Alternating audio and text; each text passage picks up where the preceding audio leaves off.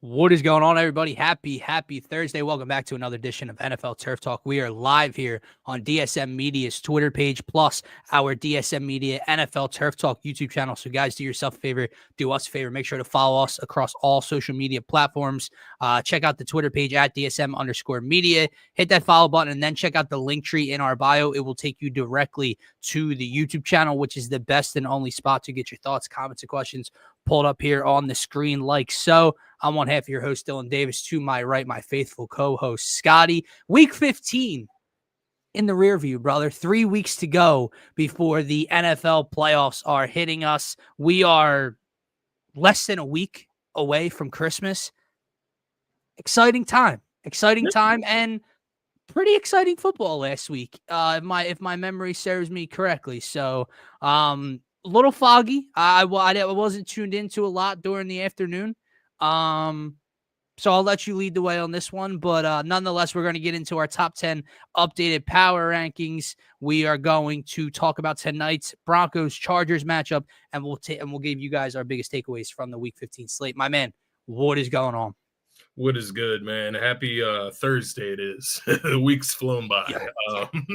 Yeah, that's how the holiday season goes, man. It gets all jumbled together and, mixed all around, but the playoff chase is heating up in the NFL. We had some notable games. I actually put a star next to all the games here that I felt had an impact on like playoffs and different things like that. So you had just to go through them really quickly here. You had the Washington Commanders get a 1-point victory over the New Orleans. Disgusting.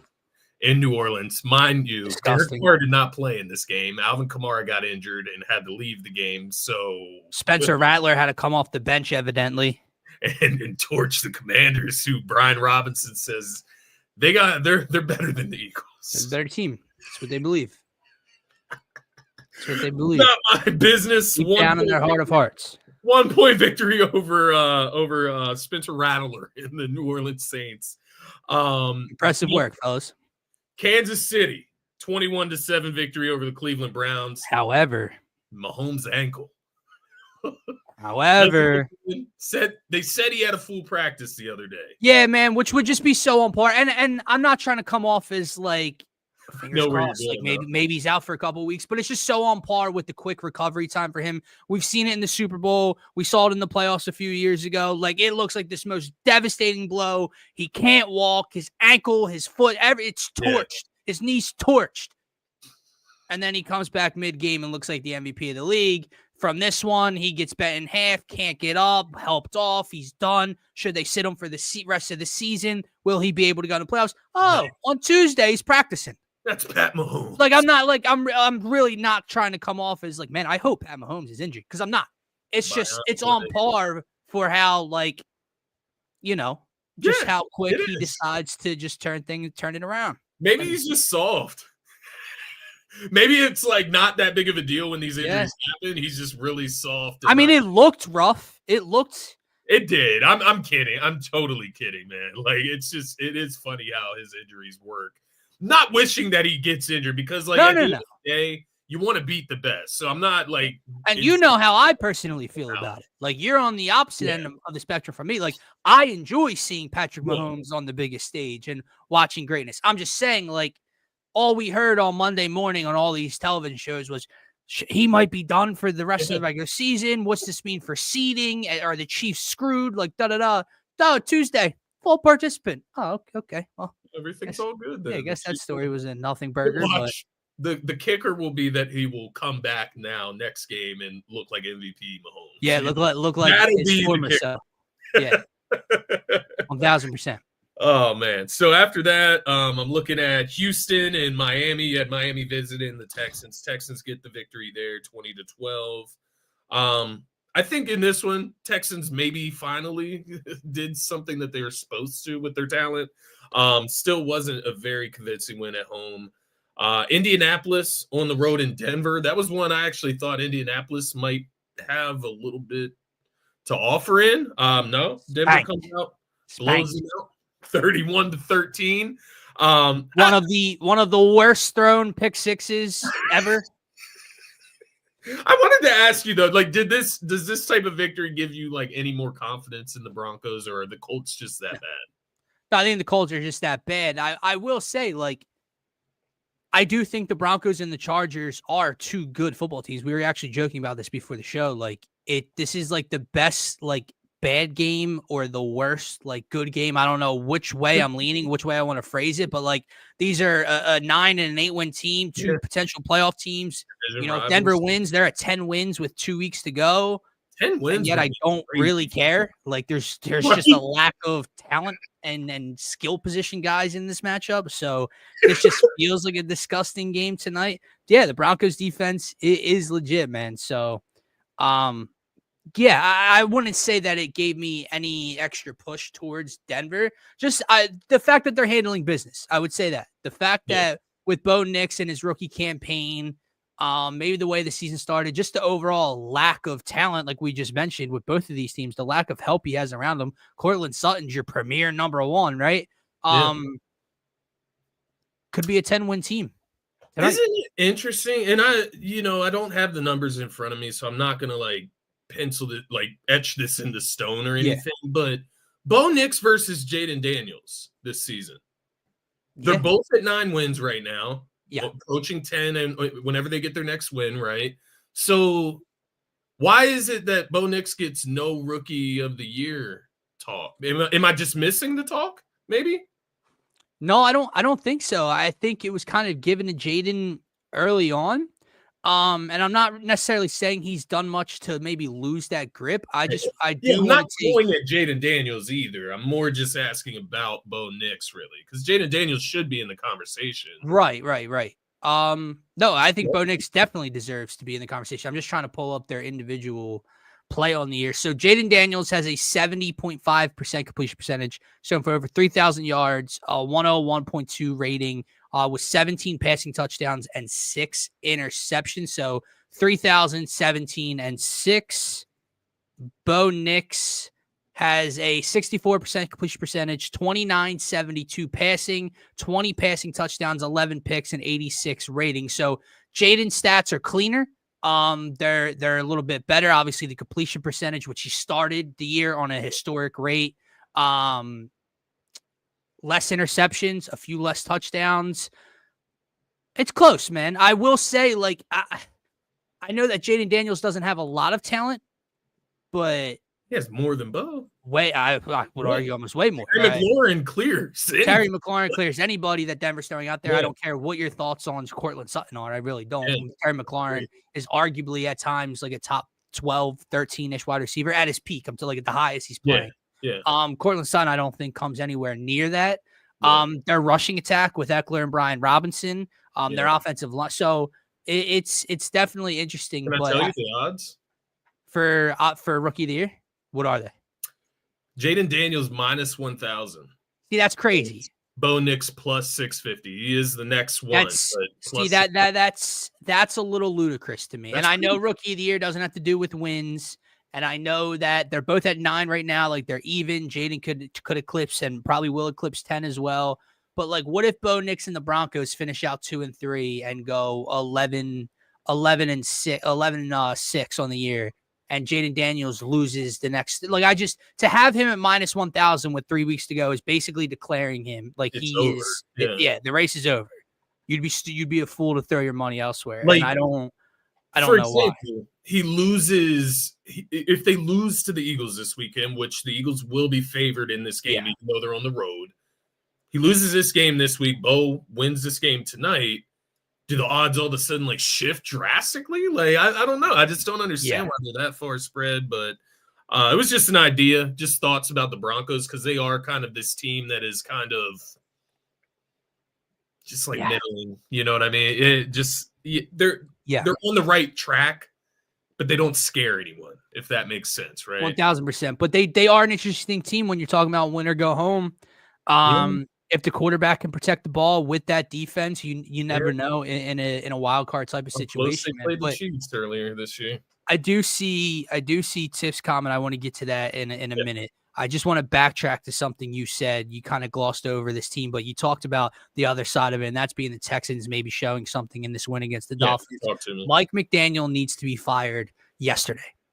He needs to be fired. Yeah. Tua will never get this team or any team where they need to be. Anytime he has an opportunity to put together a drive and go down and win or tie a game, or later on in the drives, because he was putting together drives in this one, he throws an interception. 3 picks into it in this ball game, under 200 yards. So where's all the passing talk? Tyreek Hill, 2 for 36. I saw a stat the other day. Tyreek Hill hasn't caught a ball for over 30 or 40 yards since week 2 of the NFL season. Now, I know Tua has missed a chunk of play in between there, so quarterback play was iffy. Week 2, the most explosive player in the fucking game has not caught a ball for 30 or 40 plus yards since week 2. We are headed into week 16 right now. Mike McDaniel, another stat. I don't want to fuck it up. I don't want to make it too outrageous. I think he has 3 wins, or he and Tua have 3 total wins against teams over 500 in their tenure together. Like, they do not beat playoff teams. They do not beat competitive teams. They beat up on the weak. They're a flashy team. They'll put up points. They'll throw it all over you. Mike McDaniel fucking stinks. We talked about it when Tua was out. He doesn't adjust. He doesn't cater. He doesn't help anything. He stinks. Tua is not going to get you anywhere where you need to be. Tyreek Hill sending subliminal tweets out there and saying it's time for him to go. They don't know how to run the ball. Their defense, Vic Fangio's ours because the Miami Dolphins defense said he was an asshole. Yeah. That's how soft that locker room is. So the Miami Dolphins organization as a whole is fucking putrid. I just wanted to throw that out there. Yeah, and I think you see that just in the way that they've handled like the Tua situation. You can see how shitty of an organization they are. Yeah. How don't you have a backup quarterback of quality after all of these concussions? I mean, the allowing him to play before, the lying about about his situation. Force him to put on the cap. Force him to put on the cap. I don't know how you go about it, but I mean, there's got to be something they can do to be like, yo, like we can't watch you twitch. Yeah, like, are we liable for you? Because like this is starting to become a problem. But it's beyond that now, right? It's the play on the field, man. Like he's so unclutch, especially 2 weeks ago when you see him go into Lambeau and he has an opportunity to hush those, questions about the Dolphins in the cold and him playing in the cold, and they get fucking thumped. And then he comes out this week and they score 12 points against the Texans and he throws 3 picks. And it's just, there's too much talent. There's too many weapons on the offensive side of the ball for them to look like this. All it is a bunch of empty stats, man. Their defense is playing good this season. Defense isn't the problem. So, I mean, like, they did get rid of Vic Fangio. The defense is better, I guess, but it doesn't help because the offense isn't doing what it's supposed to. Tyreek Hill, to your point, man, I have him in Dynasty in the one league that I've lost in the playoffs. Kills you. I had CMC on the same team, by the way. But you may as well have counted it as both of them out this season, the way Tyreek Hill produced. So it has not been great for him. And this is one of the most prolific wide receivers we've ever seen. So and even up until this day, he's what? A top 3 wide receiver in football still? Top 4? And you got Devon A-Chain in the backfield. You have Jonnu Smith, who is just fucking like maxing out right now. Like every Waddle, Raheem Mostert. Like, I mean, come on, dude. Like, there's really no excuses down there. They stink. And what the Jets are doing, this is going to be Josh Allen's division for quite some time. And I know we're going to talk about that game in a few minutes, but the Bills are going to continue to rack up and stack on division titles over the next, I don't know how many years, because the route the Patriots are going, and I know people will jump, liked what they saw out of Drake May. I know we're getting off topic right now. Were you getting any of the Drake May hype? I mean, I've seen it. I've seen flashes. But, like, is he better than Mac Jones? Does he look better than Mac Jones? Yeah, I guess. Yeah. I don't know that you're climbing a fucking steep hill to be better than Mac Jones there, but speaking of quarterback, they're going nowhere in my opinion. Yes, I agree. To Mama Scotty's comment, and obviously she clarified she meant the Falcons down there. Former team, but wondering why the Falcons bench Kirk Cousins. I have a very simple explanation for you. He stinks. Kirk Cousins Horrible. will not be a starting quarterback next year. The Atlanta Falcons are going to have to eat all of that guaranteed money that they threw his way. Monday night in the doubleheader that they ended up winning, and they are right in the thick of things for their division title. They came away with that saying, we have to bench him for a rookie that hasn't started for us yet. It was the first time in 5 weeks that Kirk Cousins threw a passing touchdown. He threw one to Drake London. Before that, we were talking about the other day, Scotty, he had 8 interceptions and 0 passing touchdowns in the previous 4 football games. He threw for 112, a tutty, and a pick in this game against the Raiders, in which they squeaked by.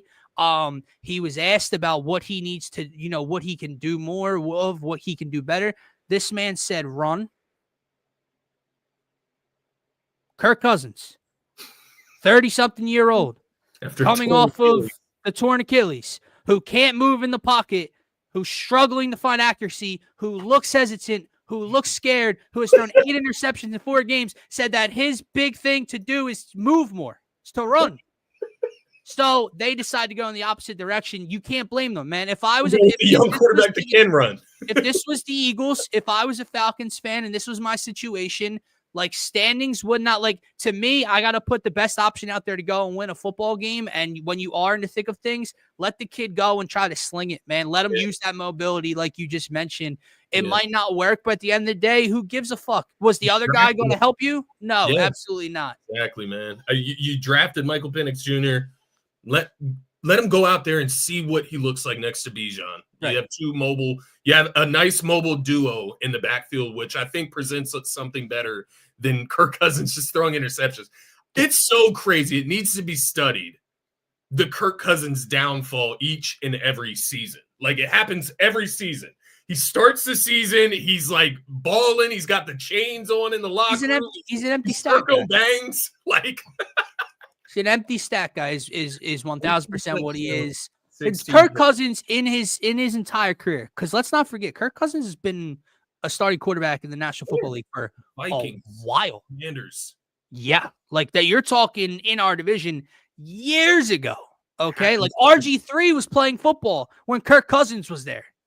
Yeah, that's how long ago this man. That's how long this man's been around. Kirk Cousins has been a good quarterback.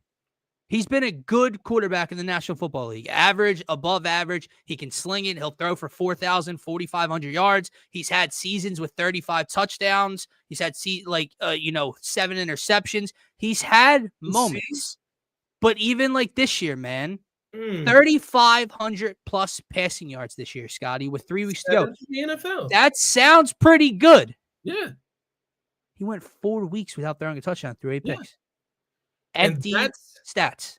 That's exactly what makes the Jalen Hurts hate look so damn crazy. Stuff like this is exactly what makes Jalen Hurts hate look foolish, man, because you do have people out there that will sit there and yell in your face and tell you that Kirk Cousins is a better quarterback than Jalen Hurts. The proof is in the pudding, dude. Like, we see what Kirk Cousins is from season to season, man. You can trust him up until about October, and then it's a wrap for you. And guys have identities like that. We see it around the league. Kirk Cousins is one of those guys. He's a fraud. But yeah, the Falcons, man, they're cooked. I still can't believe we lost. It's fucking insane. To think back on that game and how long ago it was, and everything that had to go wrong in order for us to be in that scenario. Like, not only are we talking about the same Kirk Cousins, we're talking about the same Atlanta Falcons team versus this Philadelphia Eagles team. Like, you're talking about maybe the greatest campaign a running back has ever had in a season, and he is like the poster child for, if he doesn't do this, we win this game. Yeah. Like, a mistake by that man, by number 26, is the reason you lost that game. Yeah, that's what everybody points to. I mean, they're not technically wrong. If you catch the ball, it's first down, he's inbounds, the game is over. But that's just like how funny and like crazy this league is and how sports are, man. Like, Saquon Barkley he's not quite on pace anymore to break the record. I don't know that he's going to break Eric Dickerson's record anymore. It would take some Herculean stuff out of him, but he's still on pace to have one of the greatest rushing seasons ever. He's doing some freak stuff. And that guy is like the picture of how they lose. Oh, here you go. And then it's what Kirk Cousins did on the final drive, what this Eagles defense didn't do on that final drive. And now fast forward to week 16 and just compare the situations. And it's crazy. It's in the NFL that we're talking about there. And no AJ Brown in that game. Yeah, that's very true. But, this is a good one. This is a good one. Don't you dare touch my cousin's Penix. Don't do it. Shout out to Brandon coming in hot. Appreciate you. Brian Burns said he's going to sack both Falcons quarterbacks this week. Yeah, I mean, go for it, dog. The Falcons, yeah, they're cooked. Looking around the NFL, because I do want to get to the Buffalo game. I do want to get to that game. Just to quickly go through the rest that I was looking at. LA Chargers hosting the Tampa Bay Buccaneers. Tampa goes in, drops 40 on their ass. Like, god damn. Shellacking. Mike Evans, still a top 8 wide receiver, 7 wide receiver in the game. How dangerous are the Bucs, man? I know we got our own thing with them, but like in reality, like against everyone, how dangerous are they? I don't know. I really don't, man. Listen, I'm going to talk about them in a few moments. I think you know why, for a later segment, and they haven't been in that segment for me for quite a while. For us, it's like it hits a nerve because of what they've done to us the last 2 or 3 times we've seen them, and who sent us packing last year and in what fashion. Yeah. At the end of the day, like, I don't know. The lack of running game, and I know Bucky Irv, like, they've got that duo and some. If they can't run the football, you're not going to have Chris Godwin in the postseason. In Philadelphia. Anywhere, right? Like, anywhere. Like, in Philadelphia, in Detroit. Like, they're going to be competitive. $5, sorry. I'll say this, man. The resurgence of Baker Mayfield, like, we thought, like, oh, maybe that's a one-season thing last year. No, like, Baker's a dog. That's good. Like, whatever situation he's in with these weapons, with this coaching staff, with this play, Baker is a fucking dog. Like, you could argue that Baker Mayfield is a top 10 quarterback. 4th in the NFL in passing yards. Like, what about so I'll give him all of that love and then some. Mike Evans plays like he's a top 3 wide receiver in football still. Yeah, as long as he's healthy, he's good to. And that defense is going to be trying to get after you at all times. So it's interesting. But like you said, you're talking about playing in a dome in Detroit. You're talking about playing in Philadelphia. You're talking about playing in Lambeau. You're talking about a lot of different scenarios. Well, unless they win their division and then they get a home game to start versus whoever could come there. So you never know, man. Who would you pick to win that division? Right. I mean, yeah, no. But the funny thing, Dylan, the Falcons beat the Bucs twice. Dude, that's what I'm saying. This league makes no fucking sense, dude. Makes 0 sense, man. Like, at all. The last one that I'll point out before we get to that Buffalo, Detroit. Yes, sir.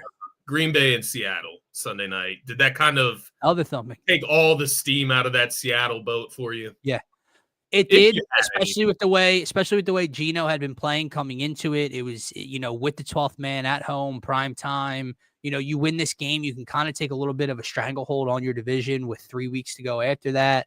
And it just wasn't competitive. But I think reversely, I think it kind of solidified exactly what I think of the Packers about just how they are. That sliver right in between the top 2 teams, which are the Eagles and the Lions, and then like way above. Well, I don't want to say way above everybody else. The Vikings are competition, so I think those 2 teams are right there. But I just don't know.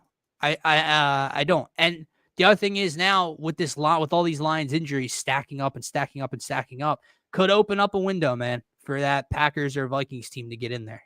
Yeah, I do agree, man. David Montgomery is a bigger injury than I think people understand. I get they have Jahmyr Gibbs, but we don't know what Jahmyr Gibbs looks like in a full-time role. We don't know what that looks like. And shout out my man Craig Reynolds, man. Maybe he'll get on the field. Right. Yeah, he should though. Jahmyr Gibbs, he's obviously talented enough to perform at a high level as a number 1 back, but we'll see if he, can handle that durability or that lack of. But Yeah, the Lions have a ton of injuries. We'll get into that with the power rankings as well, man. But speaking of, well, let's get into their game. I'm acting like we're moving past them. yeah, This is the game we've been waiting to talk about. It's the Detroit hosting the Buffalo Bills, 48-42. Man, what are your instant takeaways? I mean, my instant takeaway is that the NFL should be ashamed of themselves for keeping the Eagles and Steelers and Lions and Bills at the same time. I wasn't able to see it. I went back and, I watched a bunch of clips. This game seemed like a football fan's dream. Yeah. 48-42. Current favorite to win the MVP, throwing for 360. Multiple rushing touchdowns again. No turnovers. Jared Goff, on the other hand, five touchdowns, no interceptions, almost 500 passing yards. Amon-Ra goes for almost 200. Ty Johnson goes for 115. The back and forth. This game had it all, but we hinted at it on Monday's show.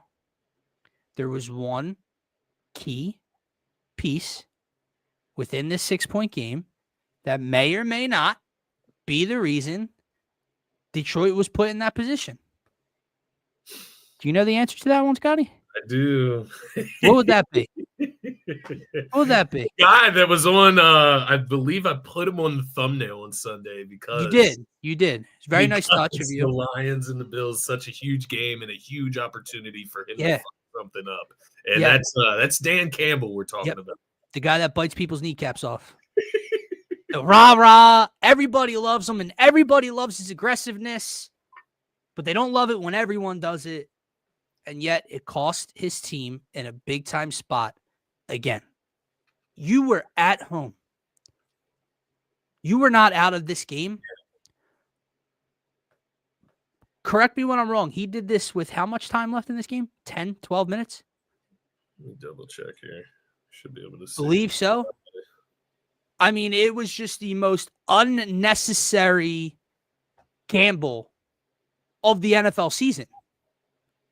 And at the end of the day, it may or may not have cost his team in a major, major spot. And it's what I continue to say. Everybody and their mother is worried about the wrong head coach. Yeah. Come the NFL postseason. 12 minutes left in the fourth 12 motherfucking minutes. And what was the score of the game when he did it?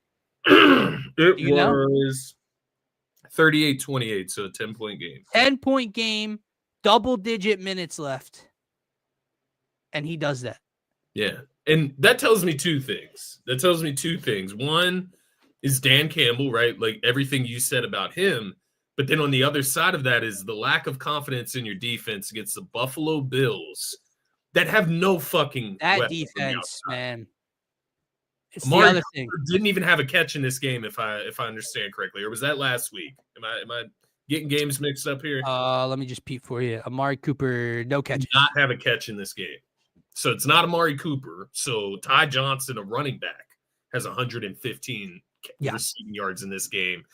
We've talked about the injuries that have piled up for the Detroit Lions. Most of them have been on the defensive side of things as well.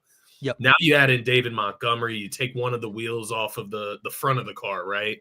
I don't know, man. We'll see where you have him in the rankings as far as power rankings, because David Montgomery, I don't know. There's just like he's the power guy. He's the power guy.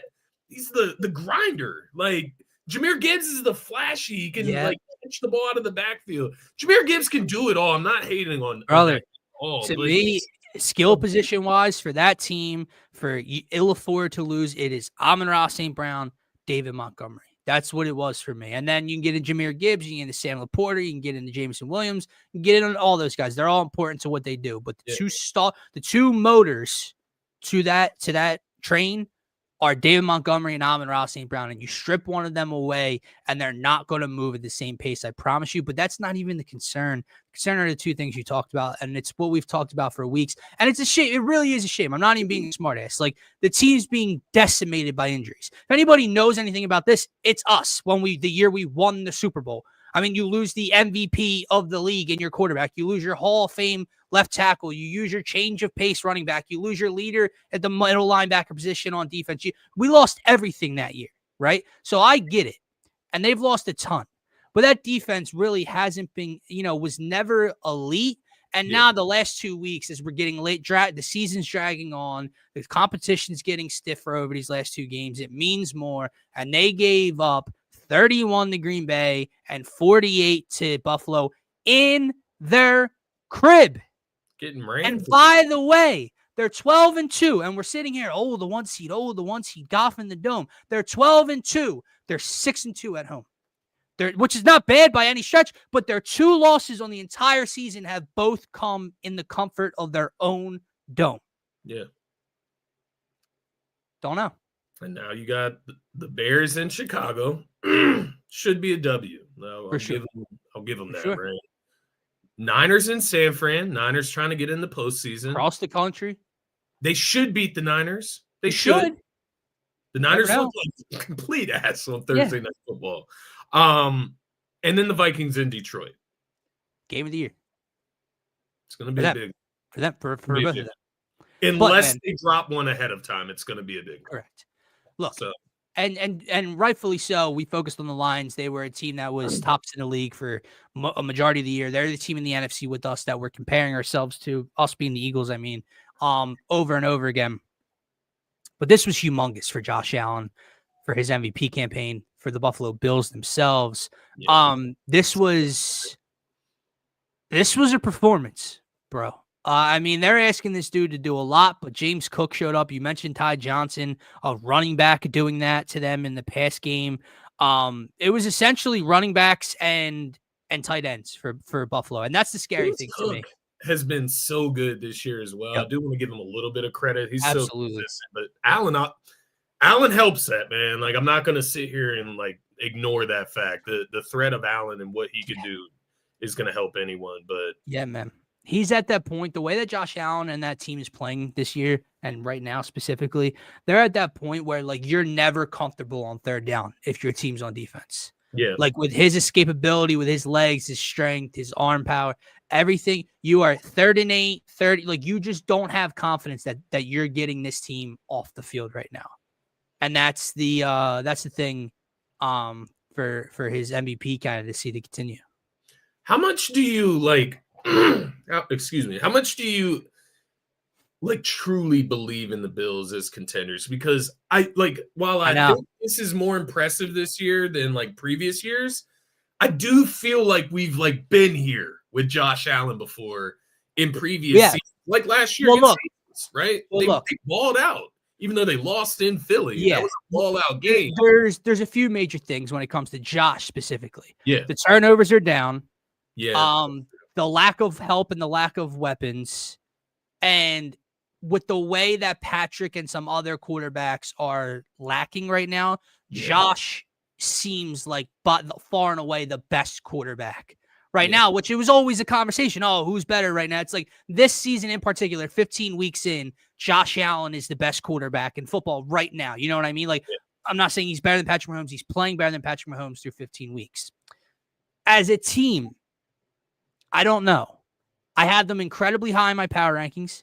They have given the Lions one of their only 2 losses, and they have given the Chiefs their only loss of the year. They are a damn good football team. Could be the best in the world. But they just had that makeup of, and any team can lose any given Sunday. I know that sounds very stupid of me to say, but they feel like I don't have 100% faith in them each and every week. Watching what the Lions did to them defensively, the lack of weapons, I don't know. I know it was a long time ago. Baltimore fucking thumped them this year. Yeah. I was actually going to bring that up. And we can't, you can't just forget about that because it was months ago. Thumped them. I wish Josh and Lamar could play this. They did. Somebody said it earlier in the comments. One terrible way. Earlier this season, the Texans beat the Bills.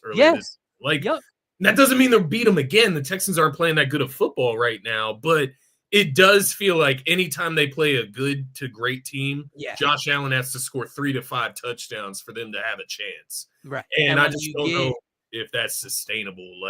Right. He's been balling out the last 2 weeks. They've scored over 40 points in each of those games, but their defense, to your point, is giving up, obviously that same amount of points. I don't know. And when you talk about the MVP, I did want to ask you this because this was brought to my attention. I think Josh Allen's the MVP right now. I do. They play the Patriots twice and the Jets to finish the season. Yeah. You do have Lamar Jackson, who is probably the closest one to him for MVP, who's slowed down quite a bit the last couple of weeks. But not last week. Steelers, the Texans, and the Browns to end the season. They could end up with 12 wins if they win out. They could win their division, the AFC North, if they beat the Steelers and the Browns. Does that, you know what I mean? Like, is it over? Look, we had this conversation a few weeks ago, and I was giving it to Lamar in that moment. I think what Josh has done over the last 3 weeks is like somewhat Herculean. Like, it's been incredible to watch. And I think it's given them the difference and the resume wins that he's building on. And with the fact that they're probably going to win out, you're talking 13-3. So it's probably him. But if they were to drop a game, if both teams finish with 12, it's going to be incredibly tough. Well. And it's not fair to Lamar. But one thing that's going to hinder Lamar when you look at everything is the fact that he has an Offensive Player of the Year candidate right to his side in Derrick Henry in his backfield, where Josh is almost a one-man show in Buffalo. So it is Josh Allen's award right now. I completely agree with that. Yeah. I don't think he's going to lose it over the last 3 weeks. However, the last thing I'll kind of say about this Bills team and the trust. Well. He's won it twice already. Lamar. He's correct. I mean, they could go 13-3. He could run away with MVP. And if Mahomes' ankle is okay enough for him to play, it's still not going to matter because he will have to at some point more than likely go into Arrowhead Stadium and beat them for a second time this year when all the chips are on the table. Yeah. They ain't going to Buffalo like last year. You got to go back to Arrowhead. They would now. Playoffs started right now. It looks like they would play the LA Chargers in the first round. Yeah, it's a win. I'd give them that W. In Buffalo. So then what? They would play Kansas City would get the lowest seed. Is that how NFL playoffs work? I always get confused with this, man. Yeah, I know. I don't know if it's I can never remember if it's reseeding or if it's bracket style. I feel like it's bracket style. It could be. But maybe I'm getting it mixed up with NBA. Yeah, I don't know. Yeah, NBA is bracket style, right? No. Yes. Yes? Fuck, dude, I don't know. I don't know.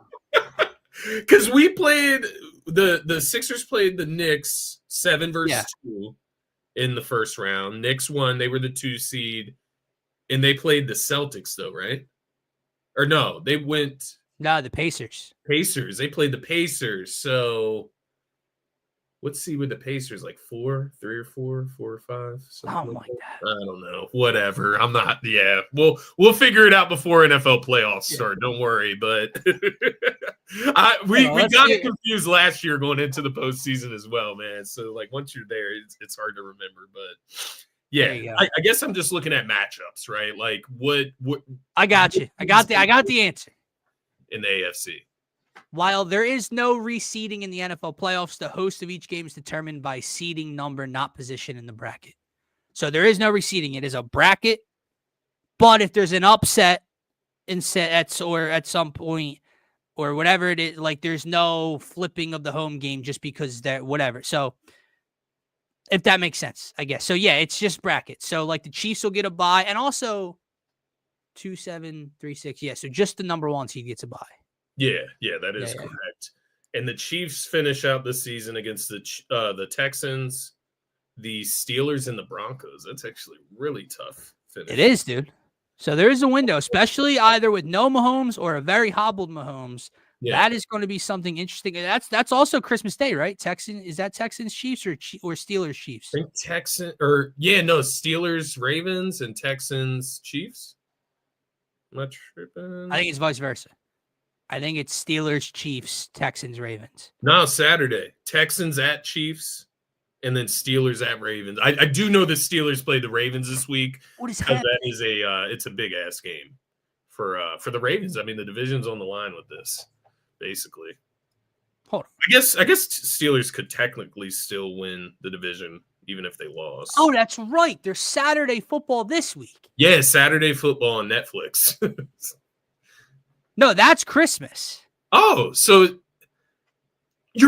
Ravens Texans is on Christmas Day. Yeah, so they flip flop. I think, right? Let's Yeah. see.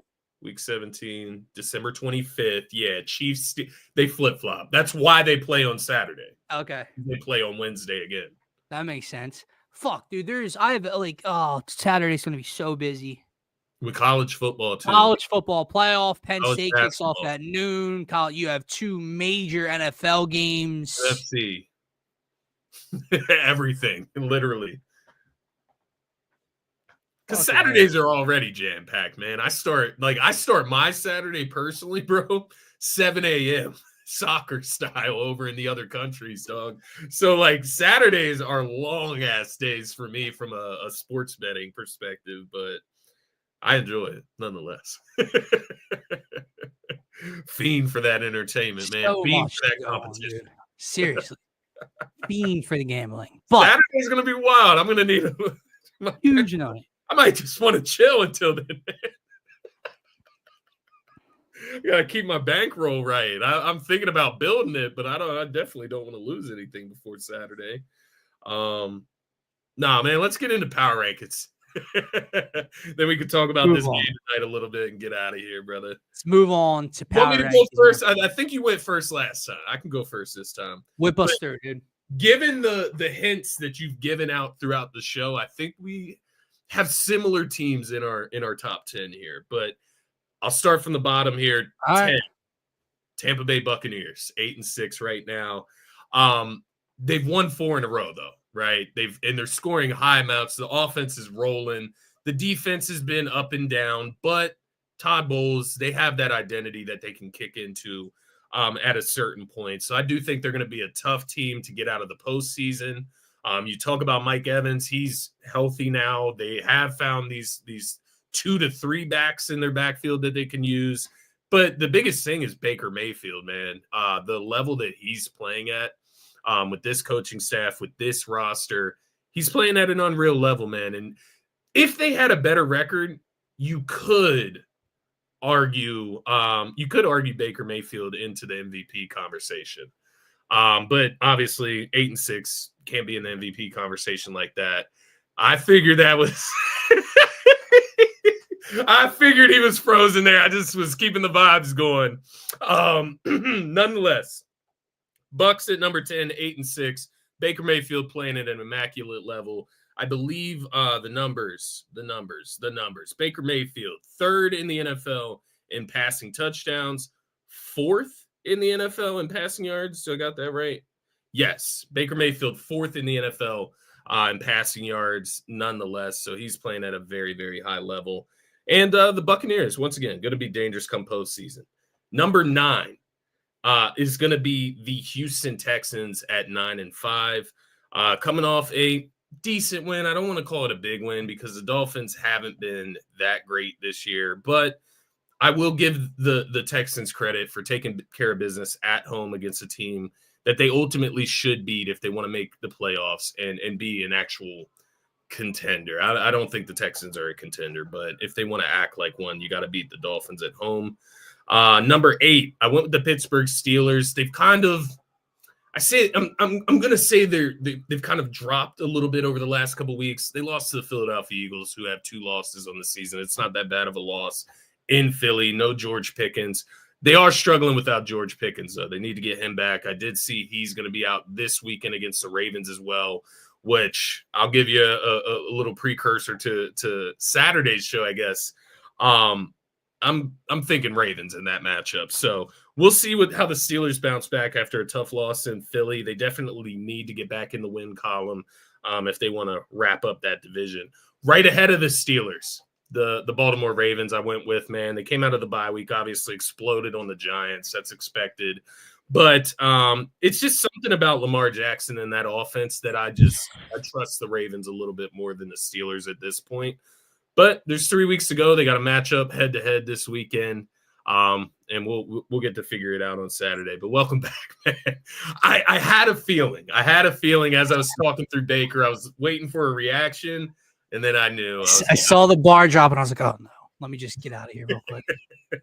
All good, man. I'm only to 7 right now. So, right. Baltimore Ravens come in at number 7. Big victory, big matchup this weekend. That'll kind of figure it out, right, between the Ravens and Steelers. I got them right next to each other there. Number 6, I went with the Green Bay Packers. Thought, that was a pretty impressive win on the road against Seattle. At the same time, you kind of did what you were supposed to, in my opinion. I do think they are a class above Seattle. To your point, I think they are in that middling section with like Minnesota. I won't even lie to you, though. I would probably throw the Buccaneers in that section with them. I'm not even joking. When the Buccaneers are healthy, I would throw them in that conversation with like the Vikings and the Packers, because I think they could be a team, man. They're 8-6 right now. The Bucs, they could be a team with 4 losses, rather, right? If they just have Mike Evans for a couple weeks, or Chris Godwin. I know Chris Godwin's not coming back, but nonetheless, they were missing both of them at the same time at a certain point. So, but number 6, Packers, 10-4, big victory in Seattle. Number 5, Vikings, 12-2. They get into the top 5 because they just keep winning games. But I'd be lying if I said I'm completely sold on this team still. Sam Darnold, just still, I don't know. I don't know what it would take. I guess winning the division maybe.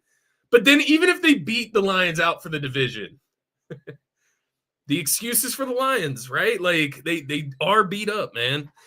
So I give them the credit, put them in the top 5. They're 12-2. We'll see with the Vikings, man.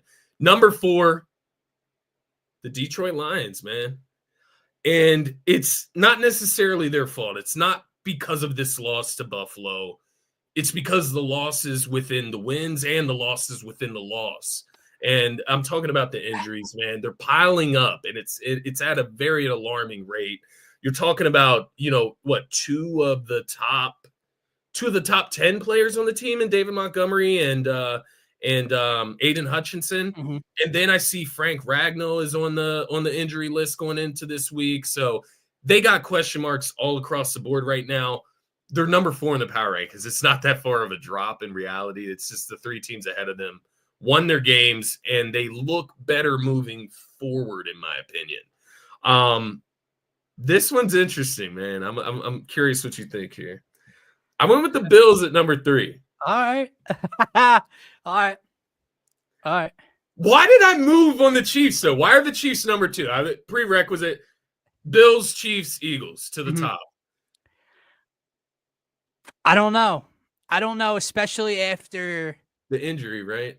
The injury and the Bills winning against that team, the Lions. Yeah.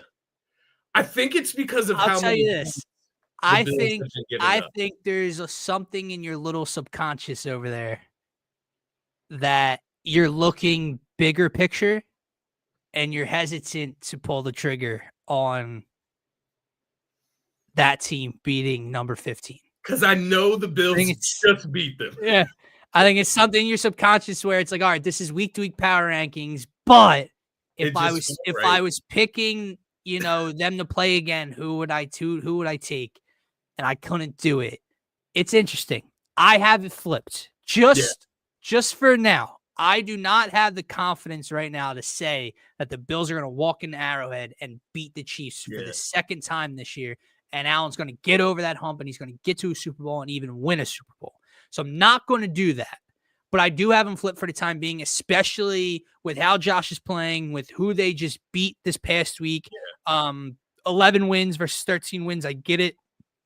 Head-to-head. The only one is to Buffalo. So can I say this? Definitely get into yours, man.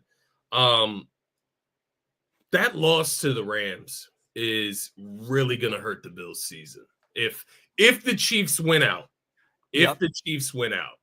it's really going to hurt their season, man, because you see them going to Detroit and do what they do. It makes that loss even worse to the Rams. I agree. I completely agree. And it's something in That's the moment you too. don't take account of, kind of, because the week before they won the division and, Yeah. maybe they're looking past this game a little bit, but they did. And they walked into the trap, and Stafford and Kupp and Nakua went off and gave it to that defense. That's another thing when it comes to Buffalo. Look, we just trashed Detroit's defense for their last 2 weeks. If we're being 100% honest and fair, the Buffalo Bills are 1-1 over the last 2 weeks, and their defense has gotten fucking thrashed in both games as well. They gave up So 40 each, right? yeah, like there's no they're far from perfect and Yeah. complete as well over there in Buffalo. So that is the one thing to keep in mind. But my top 10 are very similar when it did cut out because you had the Bucks at 10. Who'd you have at 9? The Texans. Okay, so I have one team different, I think. So starting off at number 10 would be that different team, and they play tonight. I have the Denver Broncos in at number 10, and I had the Broncos for one specific reason. I think this defense is that legit, like D-Rab was talking about earlier. And I just think in a playoff game, they could give you a little bit, a few more fits than CJ Stroud and that offense in Houston's going to give you right now. Look, the Texans have all the pieces. They have all the flashiness. They were the team last year that overachieved with the rookie QB and the rookie first-time head coach and DeMeco Ryans. CJ Stroud, man, I've yet to see it from him this year. Yeah. But the addition of Joe Mixon's been huge for them. So they're very, very tough. I like the Broncos defense a little bit more. It's going to be interesting coming down the stretch. At number 9, I had that team you had at 10. I had the Tampa Bay Buccaneers. I know they're 8 wins. I know they're less than a couple other teams that could be on this list. Baker Mayfield and the Tampa Bay Buccaneers are a team that you probably don't want to see in the NFC playoff picture, if we're being honest. They are the one team that you are truly scared could upset you. I don't think they're better than the Packers. I don't think they're better than the Vikings. I don't think that I think they have a greater shot of walking into Philadelphia or Detroit and upsetting either of those two teams potentially in an earlier round of the playoffs. Do you know why I feel that way, man? Why is that? I'm ashamed to have to admit it. But Baker's got some big nuts, man. He does. He does. He does. Shout out to Baker's Nuts. Yeah. Sponsor us. I'm ashamed to say that, but he does, man. He's a guy that can walk into your building and dunk. Yeah, and I think he's done it for quite some time. To be honest with you, I think it's always been a part of him.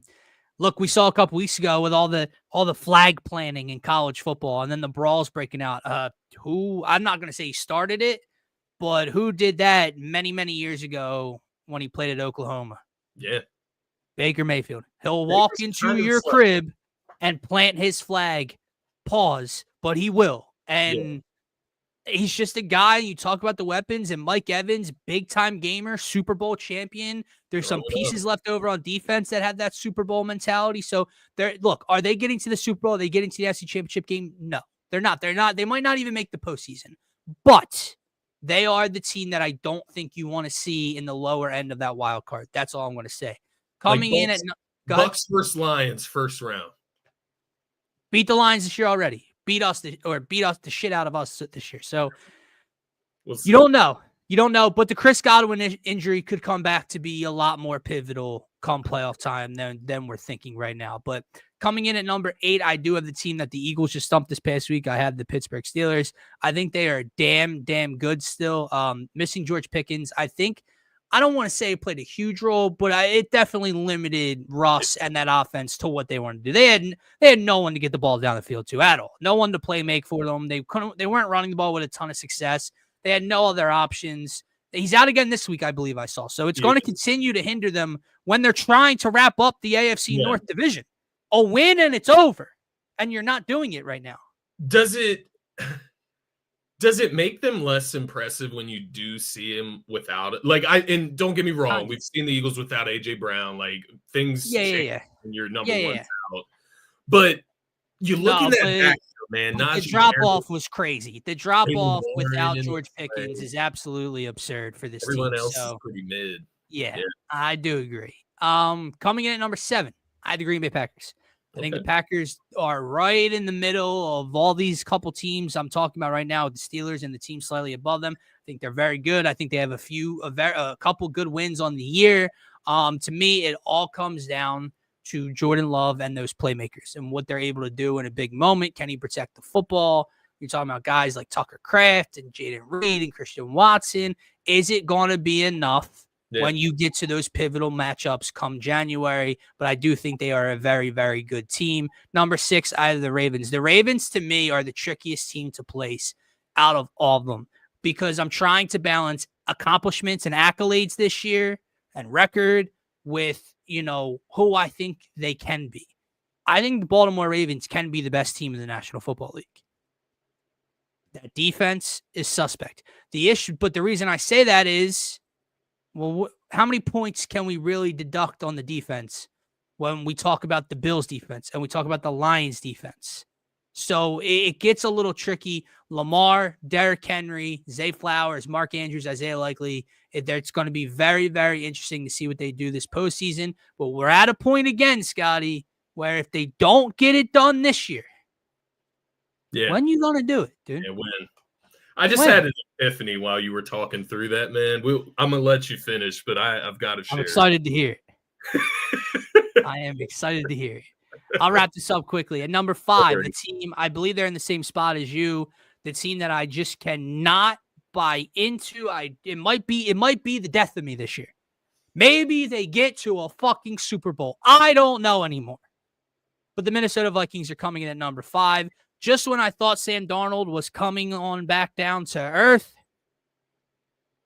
he's throwing 5 touchdowns in a game, and he's throwing for 400 yards in a game, and he's protecting the ball, and they're blowing teams out, and they're 12-2, man. Like, we're sitting here, it's the Lions and the Eagles for the number 1 seed. Timeout. 3 weeks to go. We have a 3-legged race right now. Yeah. Because the Minnesota Vikings and Sam Darnold have found themselves in this position with us. I cannot buy into Sam Darnold, especially in January, beating a top-tier team, but they have some tests to end the year.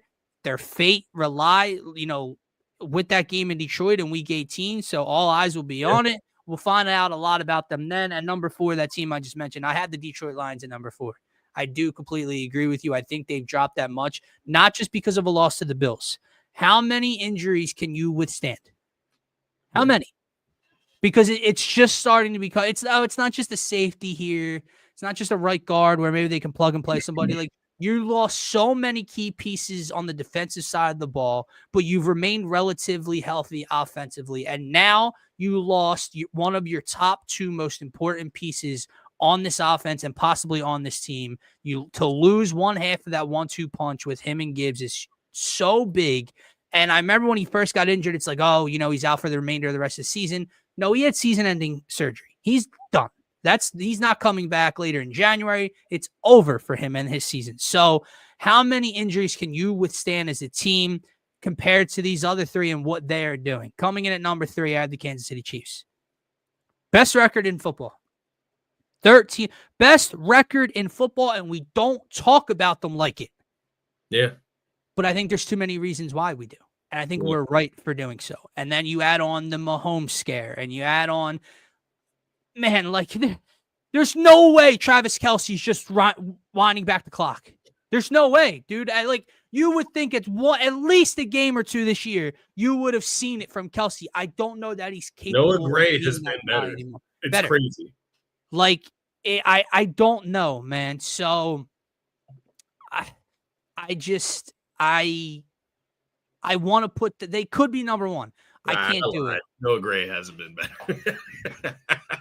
In moments. At number 2, I had the Buffalo Bills. At number 1, I had the Philadelphia Eagles. The Eagles have been the best team in football for about the last month or so. They are the most balanced. They are the most complete. They are most dominant. Their resume, that's the thing that not a lot of people are talking about, man. I remember, earlier on in the season, people were talking, the Eagles had the 3rd, most advantageous schedule remaining. They went through a gauntlet of a short week against the Commanders team that people said were going to walk in here and beat us. The Rams, the Ravens, the Steelers, they have had to play a lot of good teams. Dog walked them. That Bengals team, Joe Burrow, Jamar Chase earlier on in the year, he could be in the MVP conversation. They're lighting up the scoreboard. What they do against the Eagles defense. Right. Dog walked. Packers. Whoa. Green Bay could go to the Super Bowl. Does week 1 not count? Because 34 points beat. So They have a very impressive resume. They're the most balanced. They're the most complete, and they are the bullies of the NFL right now. We're used to the Broad Street Bullies in hockey. They are the Broad Street Bullies this year when it comes to the gridiron, man. They are the best team in football, and the Bills and Josh Allen are also excellent. Did you see that video of Jalen sticking his tongue out against the Bengals right before he tush pushes into the end zone? No. There's like this video shot from the end zone against the Cincinnati Bengals of Jalen doing the tush push, and right before he snaps the ball, he sticks his tongue out at the defender. That is hilarious. Like this. That is fucking hilarious, dude, because I'm gonna have to send that to you, man. You do. You know what it reminds me of?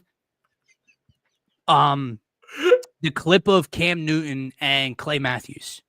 When Cam's on they're inside the 10 or whatever, and Cam's, making a change at the line, and you can hear Clay Matthews call out the play, and Cam goes, "Oh, he knows what it is." He goes, "Yeah, watch this." Snaps the ball and then just scores on him. Like, it's like that kind of swagger. Like, you watch what's about, like, what's coming, and you're not going to stop it. That's what it kind of reminded me of. My boy D-Rab sent that to me. Let me give some credit where it's due there. Yeah, I'll shoot that to you. To Terry's question, it's not a stat. It's an environment, I guess, is the way I would put it. Playoffs, clutch situations, moments that matter show up.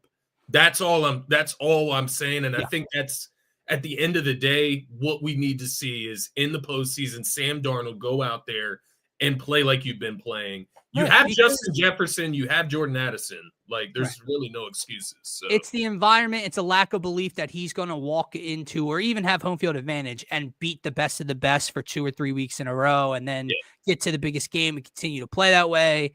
When you're a journeyman, I have until I see it for a lengthy period of time, and no.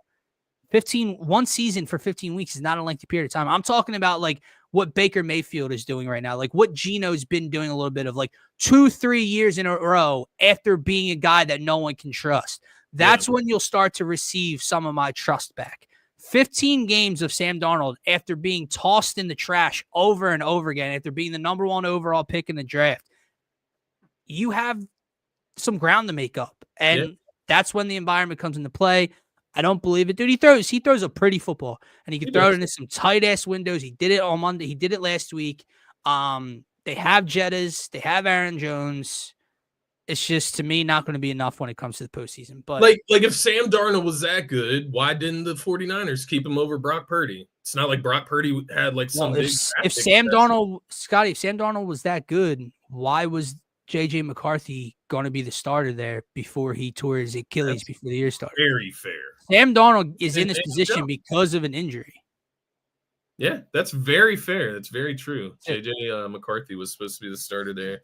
Brought in Daniel Jones, like, for what there? I don't know. Bro, I saw something that the Vikings have like 5 quarterbacks they have to pay guaranteed money to next year. Like 5. J.J. McCarthy, Sam Darnold, Daniel Jones they're on the hook for, and they have like 2 more that might not even be on the team anymore, but they're still on the hook for next year. So why did they sign? I guess Daniel Jones, like, to be his backup through the playoffs, I guess. I guess so, dude. I don't know. The epiphany I had while you were talking, man. Yes. You were talking about defense, and it really just made me take a look at this list. How many great defenses are there in the NFL? Great defenses. And how many of them are paired with a top 10 offense? All right. You got the Eagles. You have the Steelers. You have the Chiefs. You have the Broncos. Do we count the Vikings as a great defense? Yeah, I would. They're Vikings. 12-2. Yeah.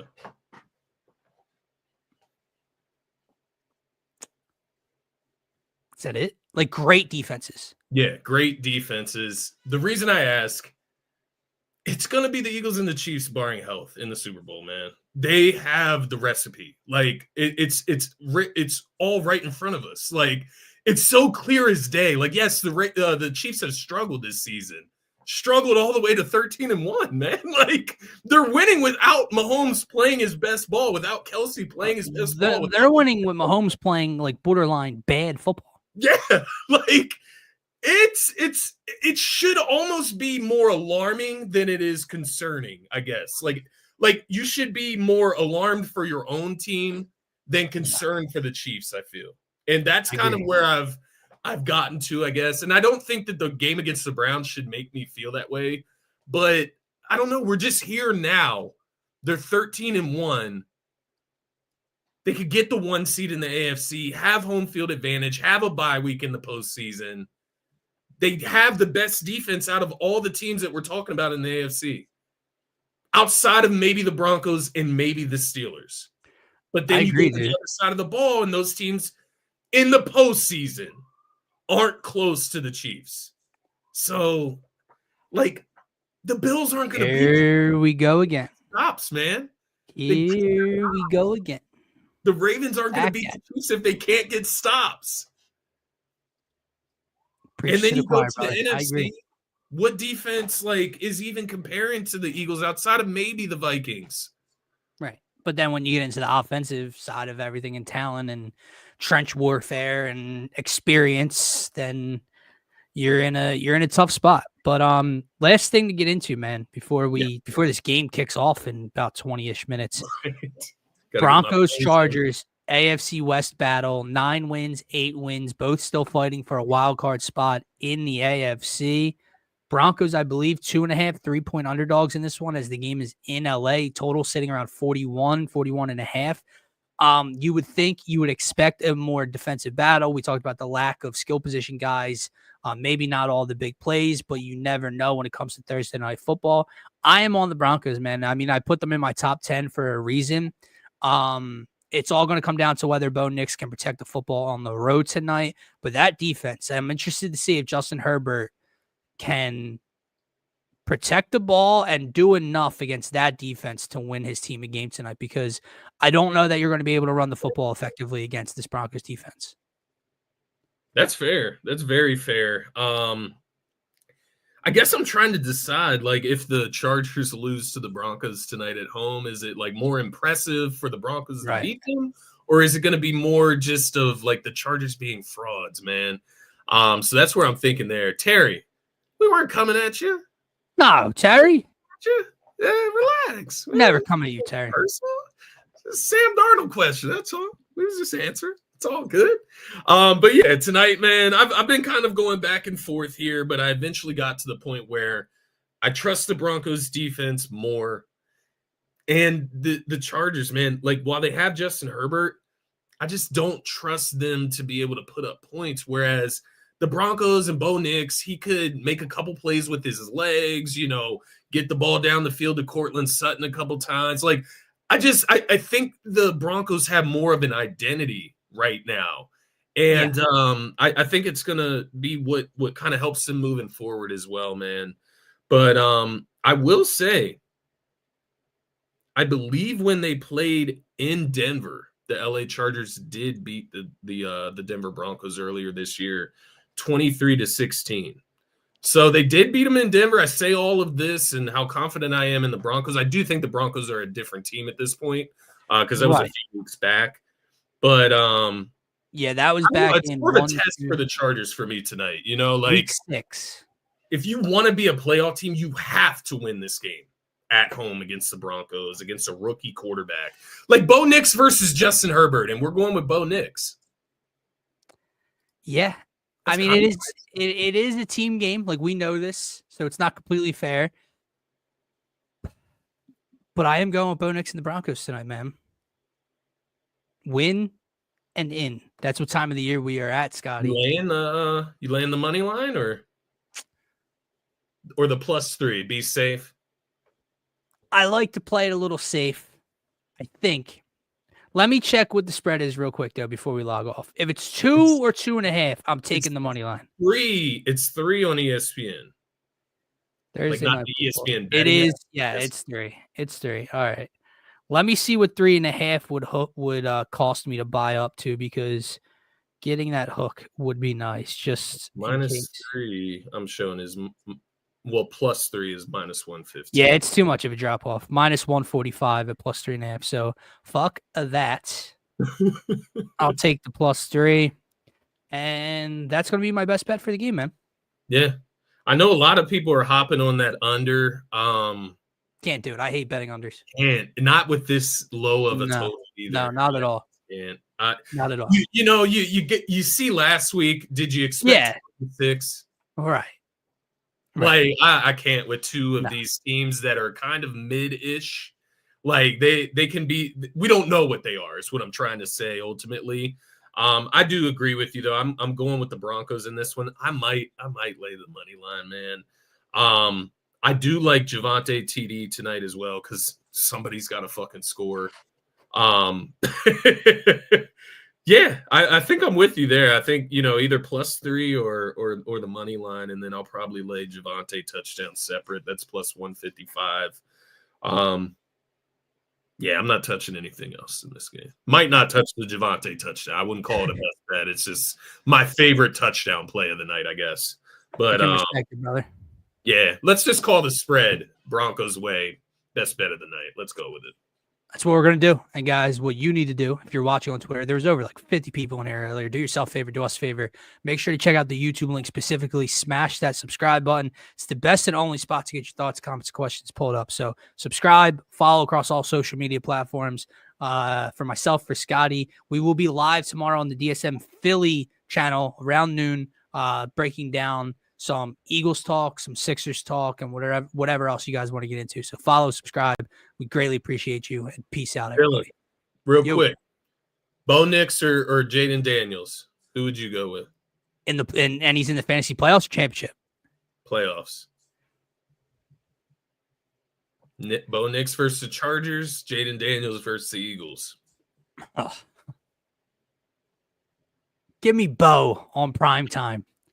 That's kind of the way I lean too. It's kind of the way I lean as well, man. I mean, unless you think Jaden's going to have a day against the Eagles, I'd stay away from him. Yeah, I don't see it. He had one of his worst days against the Eagles, actually. Yeah. So. Agreed, man. My bad. Peace out, everybody. Peace.